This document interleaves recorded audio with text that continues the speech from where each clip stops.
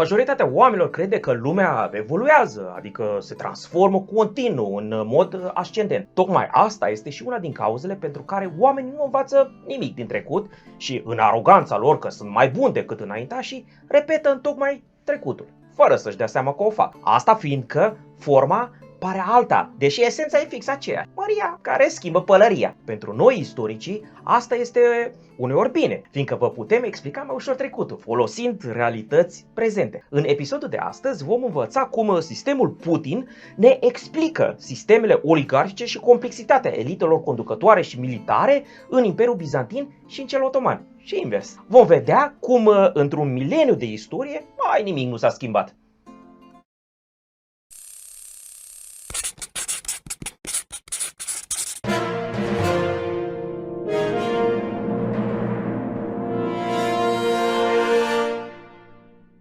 Salut cordial și la mulți ani, bravilor roștenii care au adus ceata la 30.000 de abonați, dar și pe cei 60% dintre viitori care nu s-au alăturat încă. Numele meu este Adrian Gheorghe, sunt doctor în istorie orientală și membru al proiectului internațional de cercetare Corpus Draculianum.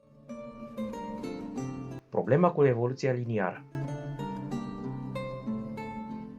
Pe câți nu i-ați auzit replicând: păi ce, noi mai trăim ca ăia în Evul Mediu? Sau, de atunci, lumea a tot evoluat. Mirajul bunăstării prezentului ne face să credem că sistemul nostru social și modul de interacțiune între componentele acestuia sunt ceva ce nu s-a mai văzut în istorie. Astfel de greșeli au făcut în trecut și istoricii și filozofii, atunci când au imaginat cursul istoric ca o evoluție liniară, continuă, de la simplu la complex, de la rău la bine. Unii au teoretizat că istoria este ciclică. Oamenii, societățile și imperiile urcă, ating apogeul și apoi coboară ori se prăbușesc. Le scapă totuși o nuanță esențială. Unul dintre cei mai mari istorici francezi, Fernand Braudel, care este tradus și în română și pe care vi recomand ca lectură obligatorie, a arătat că sistemele economice coexistă, doar că la un moment dat doar unul devine dominant, fără însă a le elimina cu totul pe celelalte care au un rol secundar, ori periferic. Adică, istoria omenirii nu a început cu așa zisele societăți primitive, trăitoare în armonie cu natura, după care, acestea dispărând, a urmat sclavagismul, apoi feudalismul și sistemul vasalii medieval, pentru ca la final să ne învețe comunismul și capitalismul că suntem cu toți proști. Toate aceste sisteme și multe altele au coexistat, mixate în proporții diferite. Și azi, societății bazate pe capitalism folosesc sclavia. Doar un exemplu: Dubai, țări comuniste care își datorează bunăstarea metodelor capitaliste. China. Și în Evul Mediu a fost practicat intens sclavagismul, după cum în antichitate și nu numai, cei mai mulți proprietari de sclavi erau angrenați în practici capitaliste. În fine, există nu puține țări contemporane capitaliste reciclate din comunism. Elitele lor conducătoare își asigură ori conservă puterea printr-un sistem pe care îl asociem instinctiv doar cu Evul Mediu. Dar stați așa, nu mă refer aici la sistemul vasalii pe care îl cunoaștem din Europa apuseană, ci la unul pe care cel mai mulți îl confundă cu acesta. Deci, puneți-vă centurile, fiindcă intrăm pe un teren care ne va zdruncina mai ceva decât drumurile spre crăcănații din deal. Vă promit, pentru final, un aha grozav. Bă, ești prost? Păi ești nebun. Cum să văd așa ceva? Veți înțelege de ce autocrați precum Putin nu au altă soluție decât să dezvolte sisteme oligarhice. Și prin aceasta veți înțelege cum au funcționat două din cele mai mari imperii ale lumii. Sisteme oligarhice. Pe acest canal nu facem politică. Ceea ce veți asculta în continuare reprezintă o descriere a unor structuri de putere contemporane care își au paralele în trecut. Indiferent dacă vă place ori nu, realitatea tot aceeași rămâne. Și nici tipul de umor să nu vă creeze false impresii. Fără să vă descrețesc frunțile, nu aș putea să vă rețin atenția mai bine de un sfert de oră, chiar dacă la final veți face ochii cu sarmalele de la Strehaia. Vă promit, un conducător, un lider politic, fie el sultan, împărat ori voievod, nu are nicio putere fără oamenii săi. Degeaba țipă să îi se taie capul lui Cutărescu, dacă nimeni nu se grăbește să împlinească porunca. Și ca să-i pedepsească pe cei care îl lasă să țipe în van, are nevoie iarăși de inși care să-i urmeze și să-i aplice decizia. Pe ei se clădește puterea sa. Dar fidelitatea oamenilor lor trece mai mereu prin stomac. Ea trebuie cumpărată și întreținută regulat. Mărimea porților oferite este determinată de relevanța mâncătorului față de cel care încearcă să-i cumpere loialitatea. Cu cât depinde mai mult de el, cu atât mai mare este prețul pe care conducătorul trebuie să-l plătească acestui mâncău. Nu mai este relevant mâncăul? Conducătorul îi reduce porția. Ce rost are să prăpădească mălaiul? Americanii numesc asta leverage. Cu cât mai multe alternative are conducătorul, cu atât mai ieftini sunt oamenii săi. Având în vedere această matematică feroce și nemiloasă cu naivii care cred că doar cu pumnul se poate împlini orice poruncă, haideți mai întâi să analizăm trecutul. Apoi ne vom întoarce în prezent ca să descoperim cu surprindere ironică că Maria, într-adevăr, doar și-a schimbat pălăria. Pronoia bizantină. O greșeală tipică de student este să se confunde sistemul recompensării prin feude specific vestului și centrului Europei cu cel al pronoiei bizantine. Da, sintagma pronia divină de aici vine, fiindcă în greaca bizantină acest cuvânt se pronunța pronia. Acest sistem a cunoscut perioada de glorie în secolele 11-12, pentru ca mai apoi, odată cu cucerirea Constantinopolului de către cruciați în 1204, să fie contaminat și mai târziu să decadă cu tot. Prin acordarea unui pronoi sau pronii, Bazileul bizantin nu dăruia pământul ori alte bunuri mobile și imobile fidelilor săi, ci dreptul de a încasa integral sau parțial venitul pe care în mod normal le încasa Bazileul. Aici fac o paranteză ca să vă spun că acest sistem nu se practica în țările române, unde domnii dăruiau bunuri mobile și imobile propriu-zise. Asta nu înseamnă că nu puteau dărui unele venituri ale domniei, însă de obicei cu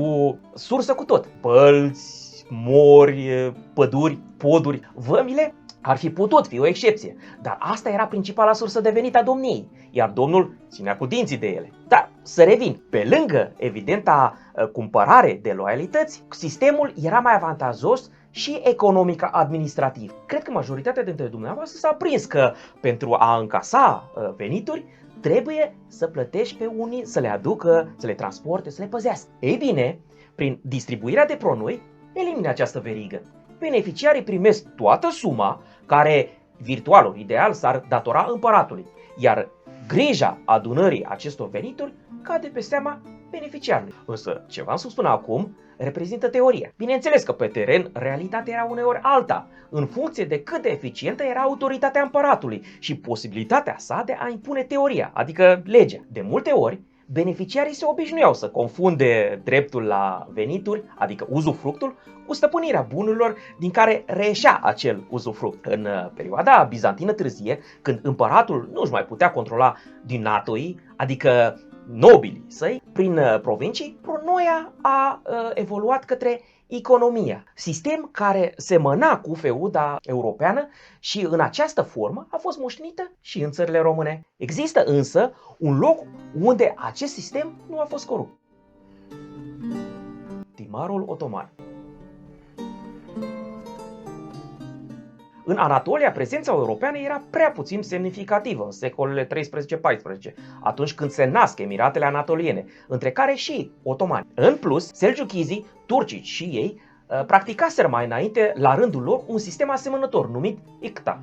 Născuți între bizantini și selgiuchizi, otomanii nu aveau cum să nu gândească în aceleași paradigme. Așa s-a născut timarul sau dirlik, care funcționa întocmai ca pronia clasică. Acesta a fost coloana vertebrală a birocrației otomane. Deși compusă din sclavi recrutați prin sistemul Devşirme din rândul familiilor de creștini, în special balcanici, munca lor era remunerată de cele mai multe ori prin acordarea de timare. Cum așa? Păi, simplu. Odată cu intrarea în slujbă, aceștia erau eliberați și deveneau practic ceea ce romanii numeau liberți, adică foști sclavi care depind direct și exclusiv de mila fostului stăpân, întocmai ca și mamelucii din Egipt și Siria. De fapt, termenul mamluc vine de la verbul arab malaka, a poseda, a deține. Mamluc fiind participiul, cu înțelesul cel care este deținut, cel care se află în proprietatea lui X. În loc de mamloc, otomanii preferau termenul general de cul, adică rob, ceea ce amintea de vechiul statut legal,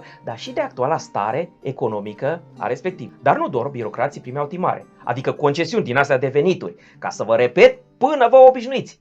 Nu terenuri, ori bunuri deci. Atenție mare, da? Alături de imami, cadii, muezini și, atenție, ochii cât sarmalele oltenești, de foarte multe ori și membrii ai clerului creștin. Timare primeau, bineînțeles, și celebrii spahii și șefii lor în provincii. Acesta este și motivul pentru care spahii din provincii sunt numiți de specialiști spahii timarioți, pentru a fi deosebiți de spahii de poartă, care erau salariați. Despre toate acestea v-am vorbit aici, pe larg. Credeți că am luat-o prea mult pe arătură și nu vedeți nicio legătură cu Rusia putiniană? Cu mulțumiri pentru răbdare, dați un click pe clopoțelul de abonare ca să ajungem la 50.000 de oșteni.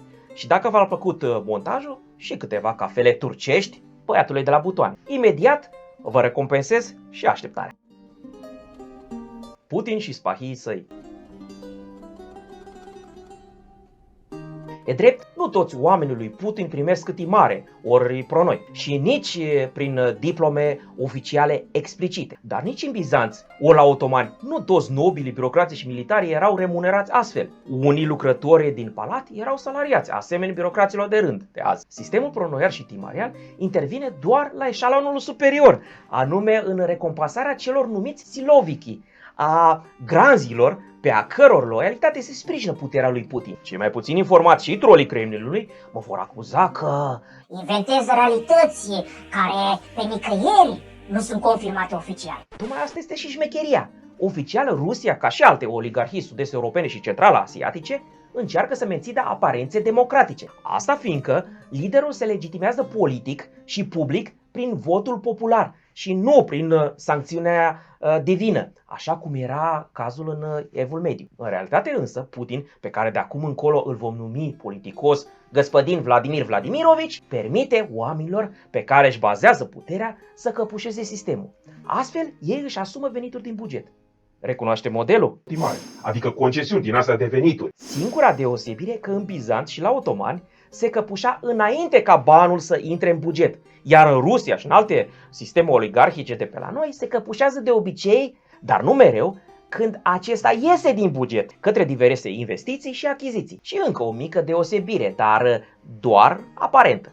Pentru a păstra aparențele, Găspădin Vladimir Vladimirovici nu pune direct semnul egal între buget și propriul buzunar. Contrar însă prejudecăților moderne despre trecut, nici în Bizanț și nici la otoman nu era cazul. Și acolo exista un buget al statului, Hazinei Humayun, așa cum îl numeau otomanii, și un buget pentru necesitățile strict personale ale bazireului, respectiv ale sultanului. Pe scurt, pronoia rusească arată cam așa. Găspădin Serghei Cușeghetovici Șoigu primește Ministerul Apărării. Acolo el are un salariu, fiindcă aparențele trebuie păstrate. Însă vilele în care nu poate naviga fără busolă nu sunt finanțate din salariu, ci prin căpușarea bugetului ministerului său. Cauciucurile BTR-urilor au fost schimbate de 5-6 ori de când e ministru. Cu toate acestea, când respectivele blindate au intrat în Ucraina, în mod miraculos pe ele scria tot Made in URSS. Subordinații lui fac la fel, fiindcă și loialitatea lor trebuie recompensată prin timare și pronoi. Dacă nu o face, riscă să fie lucrat de lupii care râvnesc la pronoia sa. Vă amintiți poate problema existențială a unui politician mioritic cu un baron local? Fura, dar nu împărțea cu nimeni. Că de-aia am intrat în politică și tu și eu să facem bani cu măsura mare, nu cu măsura mică. Și tot așa, până la posturile de comandă mărunte. Fără timar, rămân doar fraierii. Aceștia se recunosc ușor prin rolul de carne de tun pe front. Superiorul închide ochii, fiindcă nu are de ales. Dacă vrea să fie ferit de lupi, trebuie să-și hrănească loialii cu timare. Apropo, în Imperiul Otoman, formularea oficială chiar asta era: a mânca un timar. Timar e mechi. Atunci se mâncau timare, azi se rociolani. Practic, diploma de înnobilare sau dania este reprezentată de numirea oficială prin decret scris într-un post gras. Volumul concesiunii de venituri al proniei timarului, deci, sau căpușării, cum o numim noi astăzi, este dat de gradul de dependență al superiorului. Cu cât superiorul este mai la nevoie, cu atât permite mai mult subalternului, prin închiderea ochilor, ca acesta să-și lărgească pronia. De multe ori aceasta se face cumulativ. Subalternul primește șefia mai multor comitete și comisii ca să strângă mai multe pronoi. Întocmai ca în Bizanț. Să nu credeți că acolo un dinatos, adică un boier, să zicem, se hrănea doar dintr-o singură pronie. La otomani însă, timarul era unul. Acesta se dilata, ori se comprima, în funcție de gradul de servicii al beneficiarului față de sultan. La fel și în Rusia putiniană. Găspădin Vladimir Vladimirovici permite lui Găspădin Serghei Cușeghetovici să se hrănească, adică să-și extindă vila, atât cât are nevoie să-și asigure puterea. Dacă beneficiarul devine prea lacom, îi se poate căuta un înlocuitor mai ieftin, caz în care lacomul cade accidental de la fereastră, fix în nou construita sa piscină mai mare decât bazinul olimpic de înot din orașul vecin, la fel ca în trecut, când Bazileu Sultanul încerca să combată abuzurile oamenilor săi atunci când îi lezau sau le lezau veniturile. Dădea sultanul un timar de 10.000 de accele, spahiul lua de grumați pe țărani ca să-i dea 15.000. O vedem din plângele respectivelor comunități locale. Până la urmă, conducătorul are nevoie și de respectivii țărani, dar și de restul de venituri și nu le poate da așa împărți pronoi și timari. Dacă mai are putere, intervine ca să nu îi se mănânce totul din farfurie. Dacă nu, asistă neputicios cum aceasta îi se golește de către cei care trebuie să-l țină pătron, caz în care devine doar împărat de formă, așa cum a fost cazul ultimilor bazilei bizantini. Dar nu este cazul lui Găspădin Vladimir Vladimirovici. Încă. Dacă v-a plăcut acest episod și doriți să mai facem și alte paralele între lumea medievală și cea de astăzi, scrieți-ne în comentarii. Însă numai după ce ați asasinat butonul de abonare și clopoțelul de atenționare. Le puteți lăsa să cadă elegant de la fereastră, sinucise cu mâinile legate la spate. Până atunci, eu dau slavă măriei sale Vlad, care vă mulțumește pentru onoare și vă transmite prin mine umilului logopăt și Dumnezeu să vă veselească. Amin.